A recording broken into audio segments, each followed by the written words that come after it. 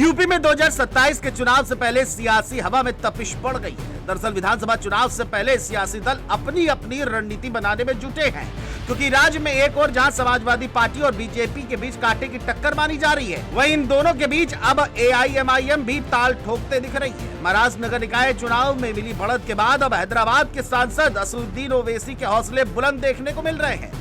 साल 2027 के चुनावी रण में अब एक साल से कम का वक्त बचा है और ओवैसी ने जो प्लान सामने रखा है वो सियासत में कई लोगों की नींद उड़ा सकता है। दरअसल हैदराबाद सांसद ने बीते दिनों कहा था कि लोग हमसे पूछ रहे हैं कि यूपी में कितनी सीट लड़ रहे हैं, कम लड़ो। पार्टी के स्थापना दिवस समारोह में ओवैसी ने यूपी में पूरे दमखम के साथ चुनाव लड़ने का ऐलान किया है। सबसे बड़ा सवाल यह है कि ओवैसी की एंट्री से किसकी मुश्किलें पड़ेंगी। इसको लेकर के समाजवादी पार्टी के मुखिया अखिलेश यादव ने कहा कि ओवैसी साइकिल पर सवार होकर आएंगे। अखिलेश के इस बयान के बाद ये माना जा रहा है कि साइकिल और ओवैसी की पतंग एक साथ गठबंधन में आ सकती है। हालांकि अगर उत्तर प्रदेश में मुस्लिम आबादी की बात करें तो यूपी के 14 जिलों में 25% से ज्यादा मुस्लिम है। सूबे की आबादी में मुस्लिम करीब 20% है। 403 में से 143 सीटों पर मुस्लिम मतदाताओं का असर है। 70 सीटों पर मुस्लिम आबादी 20 से 30% के बीच है। वहीं 73 सीटों पर 30% से ज्यादा मुस्लिम आबादी है। हालांकि पिछले दो चुनावों की बात कर ले तो ओवैसी को झटका लगा है। 2017 और 22 के चुनाव में उनकी पार्टी को बुरी हार का सामना करना पड़ा। साल 2022 में 95 सीटों पर चुनाव लड़ने वाली ओवैसी की पार्टी को 0.49% मत मिले। हालांकि राजनीतिक पंडितों का कहना है कि ओवैसी के आने से बीजेपी को लाभ होगा, ये कहना ठीक नहीं होगा। हालांकि अगर ओवैसी मुस्लिम बाहुल्य सीटों पर हिंदू प्रत्याशी उतारते हैं तो बीजेपी को दिक्कत हो सकती है।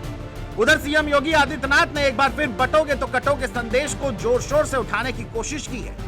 अगर बीते 4 साल के चुनावों के आंकड़ों पर नजर डाले तो साल 2007 में बसपा सरकार में 56 मुस्लिम विधायक रहे।